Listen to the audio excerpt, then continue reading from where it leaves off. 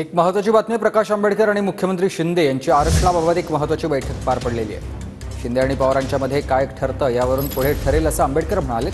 तर आरक्षणाबाबत इतरांची भूमिका आल्यावर आम्ही भूमिका स्पष्ट करू असं आंबेडकर म्हणाले।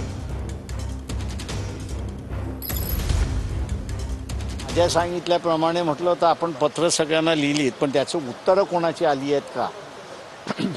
तर त्यांनी एवढंच सांगितलं की काल मला वाटतं शरद पवार त्यांना येऊन भेटून गेले, तेव्हा शरद पवारांनाच त्यांनी असणारं विचारलं की या प्रश्नावरची तुमची भूमिका आहे काही ती असणारं सांगा किंवा डेट काहीतरी असणारं द्या, म्हणजे लवकरात लवकर बैठक त्या ठिकाणी बोलवण्यात येईल। आता मुख्यमंत्री आणि शरद पवारांचं काय ठरतंय त्याच्यावरती पुढची बैठक होईल असं मी त्या ठिकाणी मानतोय। जरांगे पाटील ज्या पद्धतीने भूमिका घेतात ते म्हणतात की ओबीसीतून आरक्षण सरकार देणार आहे का हे सरकारने स्पष्ट करावं।